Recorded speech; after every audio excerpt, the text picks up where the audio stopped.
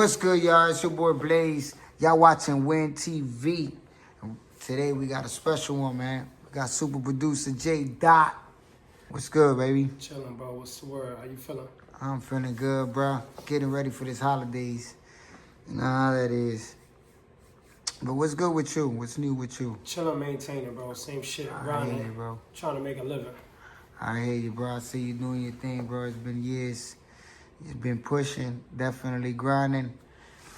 You super producer now. Super producer. How's that feeling, man? From your humble beginnings, from being in a room with your little equipment to now having this studio and working with known artists and stuff like that. It's dope, bro. Started from the bottom. You already know 15, 16, cop Fruity Loops, fucking with the programs, and then eventually, you know what I mean? After taking time on, I got the swing of things. I ended up learning, and I ended up taking it serious, submitting music, and landing on the right hands.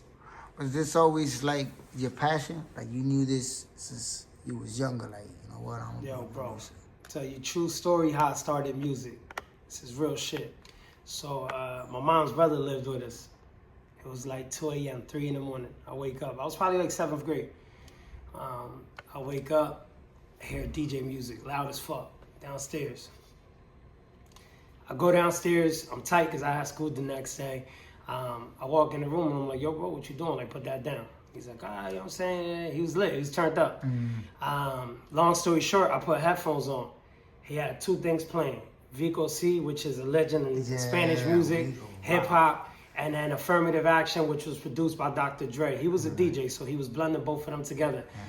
I threw the headphones on. I started fucking with the mixing board. Fell in love with music ever since. Okay. Nah, yeah, Vico C. Wow, that's a heavy hitter right there.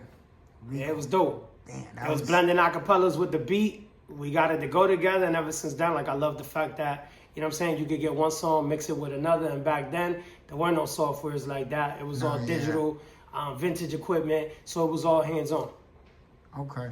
How was it for you, like, once you got into the groove of things and you got to, like, work with local artists? How was that feeling when you got that first known artist?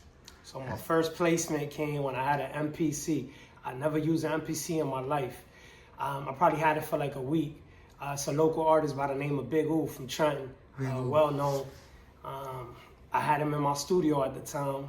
I chopped up a beat, first beat I ever made on an MPC. I made the beat, we recorded his verse, his hook. I would say the next morning I got a call like at 7 a.m. and it was like, yo, send me the record. I got somebody that's about to jump on it.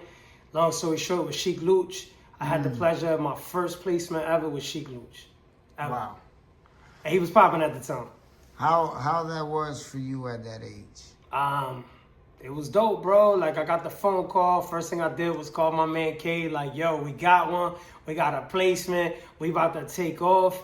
And then after several placements, it starts to become normal. And that's when you start taking your work serious. It's no longer to get a placement. It's for people to hear your music. Okay. What was running through your mind, though? Because I know that's a hell of an experience, but to be, 16, 17, and to be 1 minute listening to a certain artist, and that artist is now on your line, like, yo, I need to be, I'm about to drop. How was that for you? Like, wow. Like, it's an unexplainable feeling. Like, you can't explain that feeling. It's something that, it's like a rush, and you start chasing it every single time. Like, I think you just made a good point, right? I used to listen to the Locks, listen to Sheik Luch, to have the pleasure of working on his vocals on one of my beats. It's crazy. It was a feeling that you can't explain. Like, who would have thought? Word, you know who would have thought? Okay, so now you get Sheik, someone like that, to get on one of your tracks. I can only imagine that it's just putting a battery on your back. Oh. To like... It was 7 a.m. After the phone call, bang, I called my man Kate. After I called Kate, I went right back into the studio. I was trying to learn the MPC. I'm not an MPC type of guy. I love watching people work with the MPC, like A-Rap Music. My man's an animal. He a beast, just on a different level. Heat makers, alchemists, same people that inspire me. But I tried it. I ended up switching softwares, and it's to all you young producers, old producers, keep trying. I had Fruity Loops, MPC, Cubase, Nuendo, Logic, Magix, Pro Tools, back to Fruity Loops, back to Logic. One of my other big placements was Jim Jones. That was my first time ever using Logic Pro. I never had a Mac computer, bought one, went into the studio with my man Blizz. We ended up doing a feature with Jim Jones. First time ever using that program, and never really used it again. Now, how was it working with these guys though? It was a dope experience, man. Like Jim Jones at the time, you know, Dipset was popping too. Yeah. Chic was popping. I was a young boy. I didn't really do Spanish music. Spanish sound, it was more hip hop, more that street rap, gritty shit. But it was dope. It was just something different, man. It's a pleasure. So all you young boys, young ladies coming up, don't be afraid to take your shot. Jump in somebody's DM. A lot of my features came from DMs. Literally, back then Twitter was popping. I would jump on Twitter, DM somebody, get the email, send them the beat, boom, link up, get busy. Same way I did with Nipsey. Okay. So you got to work with Nipsey or get him on one of your tracks? I had the pleasure of working with Nipsey, with my man Blizz as well. Nipsey actually had just started wanting to get his own equipment. He ended up buying some stuff. He ended up calling me because we had a mutual connection. I ended up speaking with Nipsey. He followed me on Twitter. We DM back and forth. Gave me his direct line. Called him. Asked me what equipment to get. I told him about the Avalon, what mic to get.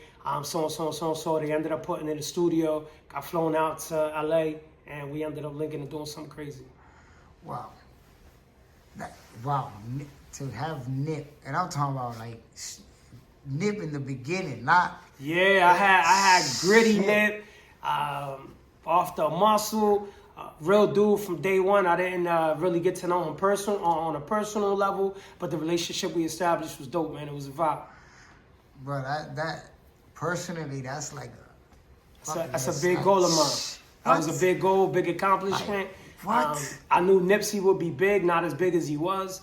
Obviously, I can't predict the future, but I just heard something in him that I thought was dope. West Coast rapper. He was bringing pain. He was bringing street music. It was a vibe. It was dope. Yeah, I remember when I first heard of Nip, I'm like, what the fuck is a Nipsey? Yeah. I'm like, what is a Nipsey? And I'm like, damn, that's the first smart, to me, it was the first smart gang member. You know what I mean? I was like, yo, this guy actually smart. Nipsey reminds me of Tupac, like our modern day Tupac. Talks the street shit, lives the street shit, but is so poetic, so smart. Intelligent, was all about the youth. I think the world lost a soldier that day. Nah, yeah, man. R.I.P. to Nip, man, for real.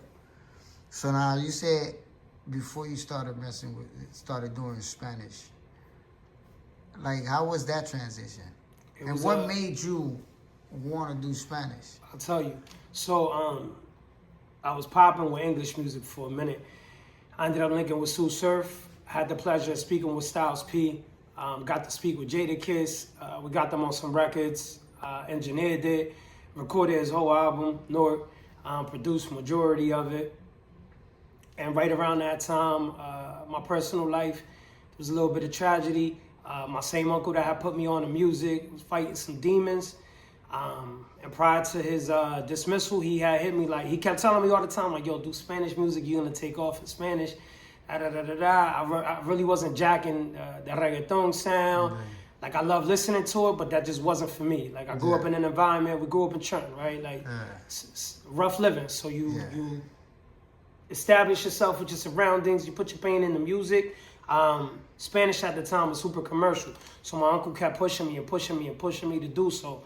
After my uncle dismissed, I ended up like taking some time off of music, and I was like, yo, I'm gonna do it for you, and I did. And then I'll give you a quick story of how God worked. So I took some time off music. I got back into the swing of things. Had a well-established job, paying me excellent money. And I woke up one day like, yeah, I'm done. Like, fuck that job. I'm over that shit. I've been doing music for a long time. I had to learn the in and outs of the business. I ended up learning it. And I'm like, yo, I think I'm ready to take that step to do this shit full time. So I ended up leaving my job. I gave it 2 weeks notice around my birthday in October. I ended up making this beat. the first reggaeton beat ever that I made. And my man Fanigo, shout out to Fanigo, that's who I'm linked with from the city. We had linked, we knew each other for a minute, we started vibing. He was in the Spanish industry heavy, but I made this beat. And the name of the beat was Señor Santos 2, because Arcangel had just dropped the album called Señor Santos like 2 years prior. I made this beat. I started the beat. I did the melodies, the bass line. I sent it to Fanigo in the group so somebody could do the drums. I called it Señor Santos 2. I had left my job. I started a job where I don't really see a career out of it because obviously I'm doing music full time. So I start that job, and about 2 days after starting the job, I get the phone call like, yo, Arcangel just used the beat. Love that shit. Send me some more. And since then, it's been history. I've been sending more crazy beats. Wow, Arcangel like that. And who would have thought, like, if this was, like, Arcangel starting, or when Arcangel was, like, already... It's like right now. It was last year. So 1 year from October. This is recent? This is recent. Oh. Arcangel's album's dropping February 14th. Okay. Yeah. La Octava Maravilla. Oh, yeah. Nah, yeah, Arcangel. That's one of the top dogs right there. Top dogs in the Spanish industry. You see that's dope, like that. You even though you've been, because I for as long as I've known you, bro, you've been doing beats and stuff like that. But it's like the people that you have worked with, the opportunity that you had to work with people, it's been like the people you need. Facts. You know what I mean? Like certain engineers, they've been doing this for years, and they've done work with everybody and their mama. But they haven't. Right person. But that right person. Correct. And you haven't worked with like a gazillion people, but the people that you have worked is like that. Dominant people in it. Yeah, it's like bro. Yo, that shit is all done off the muscle. No manager. I got fucked several times. I learned the industry. I had my beat stolen. I had my beat used by other artists, major artists. You know who you are. We settled that. Yeah. All types of shit. But I kept pushing. I learned the business. For all you upcoming producers, learn the business, learn the industry, learn how you collect your royalties, learn how you get paid, learn about split sheets, learn about sending your beats out and having a contract behind it. If you happen to get a placement, get paperwork for everything you do, because nobody's going to teach you this shit. This is a business that you don't get taught any fucking thing. You got to learn off the muscle. You're going to learn through your mistakes. You keep pushing. You don't let up. I kept pushing. I got fucked. I kept going. I never gave this shit up. I'm still going. I'm still learning. And I'm finding different fucking avenues. The thing about this industry is consistency, creating your own sound, stick to your own shit. If one person has a dope-ass sound and you want to be like that person, all you're doing is duplicating somebody's sound. Mm-hmm. Stick to your sound, stick to your guns. Eventually, it's going to get picked up. I know you're going to go through trials, tribulations. Yo, many nights where I'm like, man, fuck music. I'm done. Fuck making beats. I sold my equipment 1,000 times and a bunch of shit right back and ended up spending more fucking money. Yeah. And I kept pushing. Yeah, I know that feeling because I've been through that too. It's tough. So when I used to do music and even with the photography and the video stuff, bro, I done sold the camera and bought another one. I said I'm done with this, and then as much as I want to be done with it, it just shit keeps calling you back. It just keep going, bro. It keeps calling you. Yeah. It's so many people, right? Like so far this year, I probably had my highest accolade. Over 11 million streams, 5-time silver on one song, 5 million views. Gold is now 10 million. But like, that shit motivates me. Every time I look at that, shit is motivation for me to keep pushing, man. I got some deep ass records out there that has helped people. I have one with Temperamento made like probably 16 years ago. It's called Hermano Mayor, and it's a song he did for his brother, but it's a heartfelt music. There's times I just YouTube the song and I look at comments. Recently, one of the comments, some dude said, I lost my brother last year and I just wanted to play this song again and again and again, right? So like I said it earlier, I do heartfelt music. Anything I do comes from the heart. I'm a very passionate individual. If I don't like some shit, unfortunately, doesn't matter who it is, I'm just not going to do it because that's not me. You know what I'm saying? I'm authentic to myself. He's selective with it. But the fact that like I'm making music that somebody plays when they're going through some tough times, like that's what I do it for. Because when I'm going through tough times, I do music. Dude, you make timeless music. You make music that's gonna last. Forever. You take your stuff, you take your craft serious. You know, and when you sit here, you say and you speak on your numbers. Like this new generation, they really don't understand. Like they want to do those numbers overnight. You can't. You know what I mean? And then they get high off of that. And that's it. And they That ride when that they cloud. can't do it again, they Keep self-destruct. And it's like, yeah, you don't put in the time. And yeah, on paper it might be 11 mil, but 10 years from now, your music... 100 mil, 1 bill, that's the goal. Your Like, music could still be playing. and it's not arrogance, right? Don't get it confused for arrogance, because I love that shit. I love every play, every stream. 11 million is, to me, it's a huge accomplishment. Yeah. 2025, we in December. I'm currently the top 15% in the world as a music producer and a composer. Meaning that's 85% of the industry. That's far behind what we doing. My goal is to be top 1, not top 2, number 1, right? But every play counts. And although I love seeing 11 mil, my goal is not to get 11 mil. My goal is to get 100 mil, 200 mil, 300 mil, a billion. Like, I'm trying to be him, right? I want to leave a legacy. I want my story to be anybody could do it.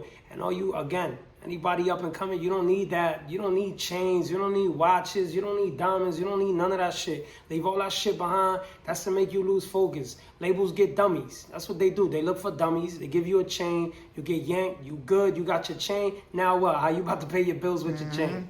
I'm good off of the jewelry. Fuck all of that. Give me my bread. Give me my living. I want residual income. I want to be able to retire, collect checks, and let my kids live free, like a comfortable And life. most of them dummies, they need these things To look cool. to look cool and for people to even acknowledge them. They like, need validation. Fuck validation, no kind man. of character, no kind of personality. Like, yeah. My Instagram, for instance, I'm at like 6,000 followers. That shit means nothing. Out of them 6,000, I guarantee you probably 2 of them motherfuckers play my shit. Yeah. But the other million people in the world is the ones listening to me, and that's the ones that matter. Yeah. You know what I'm saying? The numbers, don't get confused by. I could get 100,000 followers on Instagram. I could spend $50 and buy something. Not doing none of that shit. Do it organically. Fuck all of that. I was just telling a friend of mine about that. I'm like, bro, I can easily get 100,000 views. Easy. And it's really, don't have to do much. I just gotta put my card Swipe the card. information, that's it. And you fooling yourself, you fooling the audience. You know what I'm That's saying? Why it. do that? And it's like, but what's the use? Because I know a few people, I'll be honest. I know a few people right now I use that shit. that they got that. But we go places and nobody knows. That's a fact. You know what I mean? I only got about 470 something followers, but I've gone places and people like, yo, ain't you? And I'm like, wow. And my numbers, they're like trash compared to certain people that I've been around. But it's organic, and people love that shit. Yeah. Yeah. And that's all that matters. Yeah. Don't get fooled by the numbers. Don't get fooled by the jewelry. Half of these niggas wear fake jewelry. And Yes. and they jeweler behind the camera. Yes. And they be Waiting with rented. the box to put the chain back and the watch back. You don't need none of that shit, man. Just Exactly. focus on your craft, focus on your sound, believe in yourself, try different shit. Don't be afraid to try different shit. That's where everybody fails. Do not be afraid. One person I met, Armageddon from Terror Squad. I was starting making beats. I had sent him some shit. He wrote back. This was via email. Yo, I love this shit, but the mixing is ass. I'm like, all right. Kept sending him beats. Yo, shit's fire, but your mixing is ass. I'm like, all right. Eventually, he put me on an SP Killer. I grew up off of Noriega and CNN, Capone, Nas, 41st Side, Queens. They had a producer by the name of SP Killer. SP Killer and me started linking. I ended up linking with Street Runner, who also fucks with Terror Squad. We had a good relationship. And SP Killer heard my shit with Armageddon one day. They told me 3 things, bro. EQ, compressor, and reverb. I started fucking with the sounds. I ended up sending them some shit. And then the last thing they sent was, it's called a limiter. Use Fruity Loops Maximizer. Back then I thought mixing was leveling everything out. I started doing that shit until them niggas was like, yo, now your shit is fire. Now we can start using it, getting in the right hands, woo, woo, woo, woo. And we started moving shit, right? But I was never afraid, bro, and I'm not now. You could put me in a room with alchemists, with anybody, and I'm going to try and outshine these niggas. Like, Some regular shit. No nerves, super organic, being myself, giving my input, letting them give me input. I don't have an ego. I'm cool. If you hear some shit, you want me to change it, let's do it. If it sound better, let's rock with it. Okay. And how is that important? Like being that way is important. Oh, it's because half of the time. Because not more 90. I say about 98% of the industry is everybody trying to be something and trying to keep this. And it's like, Bobby, they had like leave that, leave that, bro. We here. You know what I mean? But we get it. So I give you an example. I don't move with many people, right? I have a handful of people I can trust that I count on. They're also not yes men. So I know if some shit is fucked up, they're gonna tell me, yo, that's fucked up. Yes. If they're giving me input, I know it's for a reason. And I trust the people around me. So if something I think needs to change or they think needs to change, then I'm gonna do it. And two things gonna happen. It's either gonna work or it's not. Lesson learned. It's not an L, it's not a W, right? It's a lesson learned either way. If it's a win, lesson learned. If it's a loss, lesson learned. But we was given 2 ears, 1 mouth for a reason. Listen a little more than what you speak. Yeah, facts. I mean, and how long does it take you, like when you working on a project, whether it's on a beat or just a record, like how long does it take you to like put something together? Yeah. It depends. So right before this interview started, Blaze had just walked in, and I was in the middle of making a beat, probably 5 minutes. 5 minutes? Yeah, about 5 minutes on that one. There's times I can make you a beat in 30 minutes. Sometimes it takes me days. At times it takes 10 minutes, and I can make you 2 bangers, like fire. Something I typically do is I keep my phone out. If I'm thinking of a melody, I record that shit on a voice recorder. I export it into my laptop, open it to Fruity Loops, and find a sound that fits it, put it into MIDI notes, start playing with it, and make the melody. While I'm showering, I'm thinking of melodies. There's times I wake up in the middle of the night, my laptop's beside me. If I feel there's some shit I gotta lay, I just open up Fruity Loops, quick sound, lay it down, save it, wake up, boom, go right back to it. Okay. What's your favorite genre? Like, cause I mean, you do English and Spanish, but which one you're more comfortable, you like the most? That's tough. If you had to pick one right now, you got to pick one. Which one would you rock with? The way my life is going, I would say reggaeton. Reggaeton? The way my life went, hip-hop. I was influenced by so many. We had Pun, Biggie, Pop, just... It was a lot. Like, those were the people that inspired me. I started with hip-hop, so I forever love hip-hop. And then the Spanish transition was after a big change in my life. So I respect both ultimately. But I would say right now, I'll tell you, top artist played 2025 on my playlist was Bad Bunny. So I would have to say reggaeton for sure. I would pick, if I was an engineer or beat maker, I would pick reggaeton. Yeah. And now, I love hip-hop, but I feel as though these days, if you heard one, you heard them all. Facts. You know what I mean? It's like, it don't surprise you. The only thing I can probably tell you is I don't know what is going to be the next hip-hop rapper name, but I'm pretty sure you're going to be talking about the struggle. 100%. Going to be shooting some shit, robbing some shit. And it's probably going to start with Lil. And it's going to start with Lil. You know what I mean? So that's why I would say good choice on going with reggaeton. You know what I mean? How far you think, like how big do you see reggaeton getting in another 2-3 years? I would say right now, after the Super Bowl, for instance, it's 100% going right back to reggaeton because the Spanish industry has shifted as well. They went into like rap and trap, and reggaeton had died down. But one thing I noticed is like the older generation, the younger generation, they love that old school reggaeton, and I feel like that's coming back, and I'm part of it. I got a lot of shit in the works that's about to drop. That's OD crazy. See, but that's reggaeton at its finest, when it stays the facts. You know what I mean? Now when this drill reggaeton stuff, it was cool. It was a vibe. It was dope. Cool. It was a change. It was a refresh. Yeah, but like let's take it back. I think like Bad Bunny right now. He's different. He's about to like really change the world. Like what he did for Puerto Rico was crazy. My man's on the Super Bowl.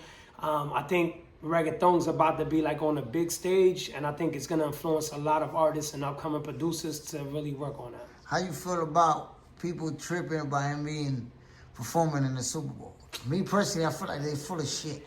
Yeah, like what's Dang. up? Cause he's Spanish. Like all of a sudden, it's an issue because a Latin American is taking the stage. I think it's a little crazy, but it's the America we live in. It's the America we've been living in. My man Bad Bunny is about to fuck shit up, and for all of you that don't understand Spanish, learn that shit. Man, also, look, Apple released the update on the AirPods. Put them shits on and let it translate the music so you don't get lost in what he's saying. Facts. It's And about I to don't be a even think vibe. it's because of that, bro. They had J-Lo up there. They done had Ricky Martin. It's because he don't speak English like that. That's it. But it's worldwide music. Nah, I think it's because he's that good, bro. He is. Me personally, like if you compare him to the other ones that we had, Nah, that's a disrespect fact. to, No, like, not. Ricky Martin. I think Dr. Dre bodied it when they went on stage. That performance with all of them was fire. Like I love that shit.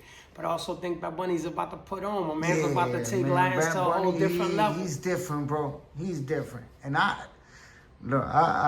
there's a lot of legends in like My son is one. Yeah, baby, that thing it is. You know what I mean? These guys, they will always Plan be B, legends. Plan B, it's a Tempo. lot. Tego. I mean, there's so many of them. Tego, Don Omar. Don Omar. But Bad Bunny, It's he's Bad Bunny. different, bro. My man is Taylor Swift of Latin Yeah, America. he don't miss, bro. Never misses. He don't miss, Doesn't bro. miss a shot. I even seen him in the movie the other day. I was just watching that Happy Gilmore movie. Yeah, my man killed that too. I'm like, bro, he hardly said shit. And But he was- bodied it. It was dope. And it ain't even because I'm Puerto Rican, bro. But I bodied it. man, yeah, that's one artist that I was pissed when people were saying on the internet he shouldn't be in the Super Bowl. Yeah, I think Perform it's just album, music is a them- universal language, bro. It's like love. Love, you could be from different cultures. Love is always gonna speak. Hate is always gonna speak. Music is always gonna speak. You don't have to speak the language to vibe to it. So have you worked with Bad Bunny yet? Not yet, but 2026, I'm manifested it. My daughter tells me every single day that Bad Bunny is performing at her sweet 15. She's far from 15 years old, but I'm gonna make it happen for her. That's a Listen, bro. fact. You 2026. That's a fact. Yeah, definitely. He a phone call away.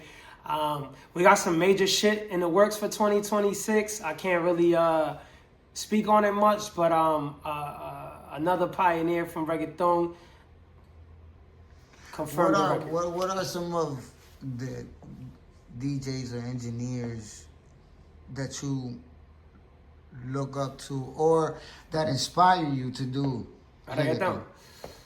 DJ Nelson, Nasty, DJ Blast, Nasty, Musicólogo, Looney Tunes, Tiny Tunes, I think it's an animal. My man's been doing beats since he's like 15, just on a different level. Like I was watching an interview the other day of Looney Tunes, right? And Don Omar was talking. Don Omar was like, yo, we got a phone call from Looney Tunes back in the day. I'm about to mix bachata with reggaeton, which nobody thought of that shit. They did it, and it took the industry by storm. That sound is also coming back now. It's a lot of pioneers, man. It's a lot of legends in the Latin industry that don't get enough recognition. But like DJ Nelson I think he's a beast. Nasty is a beast. It's a lot. Who's your top 5 reggaeton artists? No. No specific order. No specific order. Arcángel, Don Omar, Tego, Nicky Jam, and I think somebody else that shakes the industry up, Farruko, bro. I think Farruko's on a different level. Voice, my man could body any beat. There's so many, but I would probably have to go with them as top 5. Okay, then top 5. If you had a start, bench, cut, Farruko, Arcángel, and what was the other one you said? Oh, Don Omar. If you had a start, bench, cut.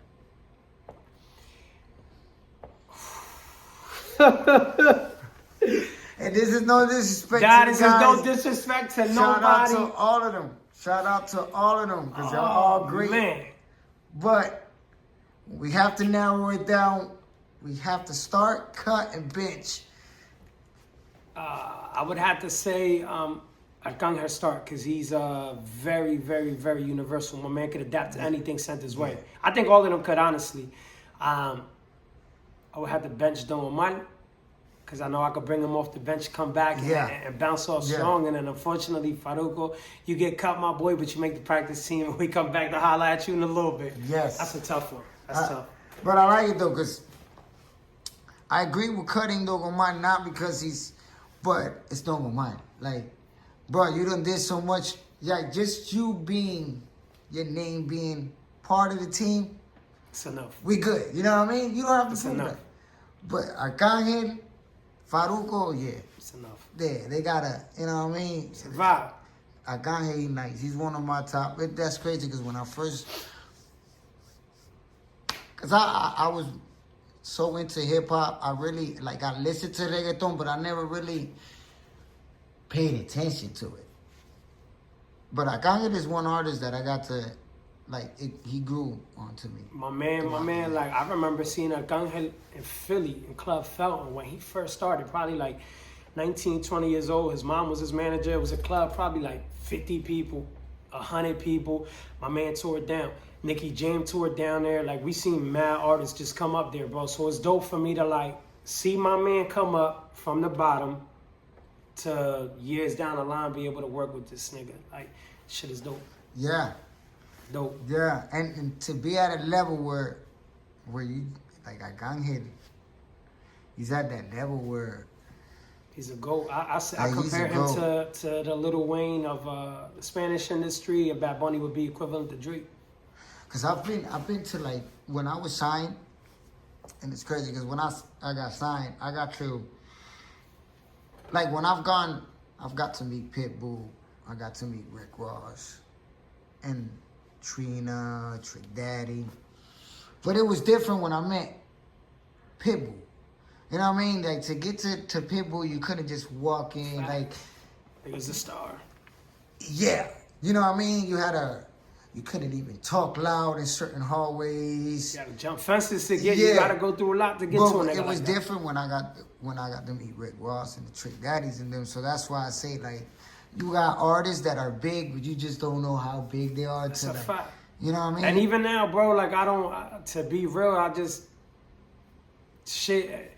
Not that it's normal, but it's BAU, right? It's business as usual. I hear some shit he did, I'm like, damn, that's crazy. And then, like, if I'm talking to my son, I'm like, yo. You know how many people in their bedroom right now? Like, fuck, I wish this nigga would respond to my DM so I could get him a beat, or I could get this person a beat. And eventually, I was one of them. Like, yo, how can I get you some shit? How can I get you some beats? How can I get you some beats? And eventually it happens. So, again, that's what I'm saying. Like, don't give up. Just keep pushing. Shit comes. Manifest it. Speak it up, and it happens. Where you see yourself in 2 or 3 years? Grammy nominated, Grammy winner, multi-platinum producer, very well established in the industry as an A&R. Okay. Now, you definitely, I believe you're gonna get that and more. You're gonna get a couple of them. 2026, I'm getting a Grammy. I had posted a story on my gram maybe 3 months ago, and I told whoever was paying attention to screenshot it. 2026, I'll be Grammy nominated. 2026, I'm winning a Grammy. That's a fact. Shout out to Eccentric Sounds. The team is phenomenal. Just, we animals, man. We coming for everybody's head. Anybody that wants it. And not only music and engineering and stuff like that, you also got worldwide. Facts. Clothing line. Worldwide. Clothing Talk line. about it. We doing it all. LSM, it's large scale music. I wanted to rebrand. Not that I rebranded from DOT. Most of the people that know me by DOT. But LSM is just, I wanted something big. I wanted to go global, universal, right? Something that everybody could, like, stick to. So the LLC is Large Scale Music Group. The clothing is LSM Worldwide. For all of you that support me, I appreciate it.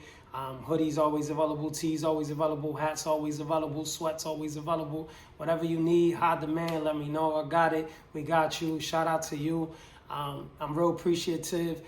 For everybody that support the brand, it's been a blessing, man. It's dope. It's a vibe. It's dope. When you came up with it, like what? Like how long? Like I would say, like 4 years ago when I started getting into the Spanish shit. When I started doing reggaeton, I was like, yo, I think it's time for a rebrand. DOT was known as that gritty street music. I wanted to do some shit to go universal, and I manifested it. So that's what I started. Been on any projects? Currently, yeah, I'm working on Arcángel's new album, which is coming out February 14th. Other than that? Yes, in the works with a few artists. Once I get all confirmed collaborations, we'll throw it out. But yeah, I got another record with Temperamento about to come out. Just sent some shit to Yandel. I'm waiting on confirmation for that. We sent some shit to Eladio, waiting on confirmation for that. But yes, like a lot. I'm always working. All right, so what's a gem that you can give them to get them started? As far as it goes, if they want to do beats. Nowadays, it's a lot easier due to YouTube, right? So you can YouTube how to make a beat, how to sample, how to start. But I think the first and most important thing is like overcome that fear, man. Fuck what people say. People always gonna knock you. They're gonna doubt you. Nobody is ever going to understand what it is that you want to do and how you want to do it when they don't have that same belief and passion. Number two, most people are afraid to take a risk. The reason we have so little millionaires in the world is because people are afraid to take a risk, right? You risk your money, you're going to make money, you're going to lose money. Without that risk, you're never going to know.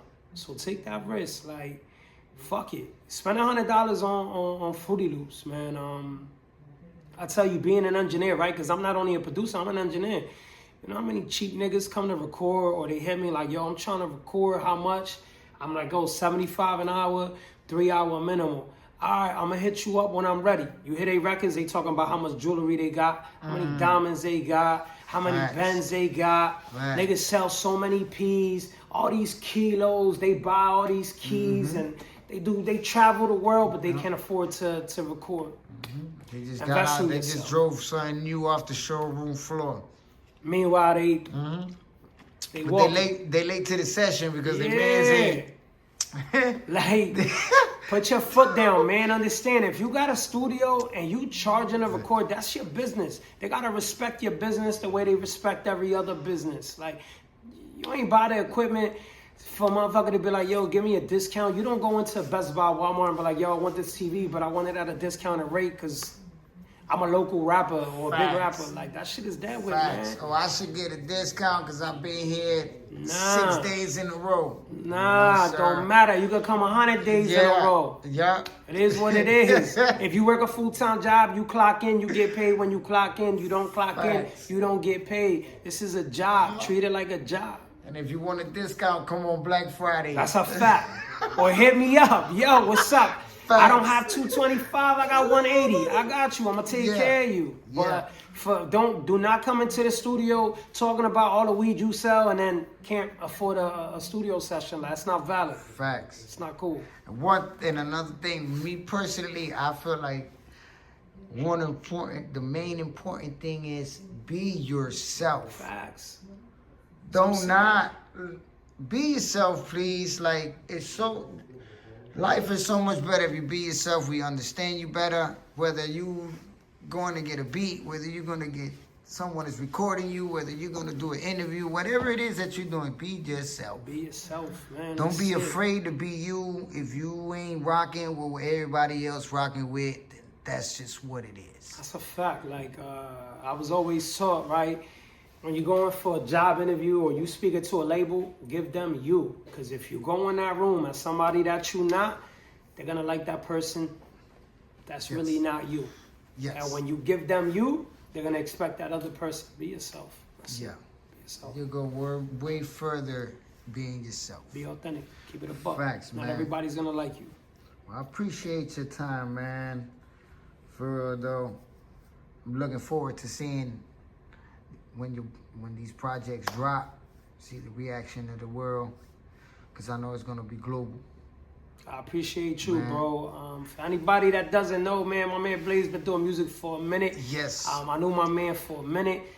It's a beautiful thing to see him transition from the art of music to the art of videos to the art of photography to the art of interviewing. If you wasn't there, you wouldn't understand it. But you can watch the story unfold, man. The shit is dope. Yes, sir. Salute to you, my guy. I'm working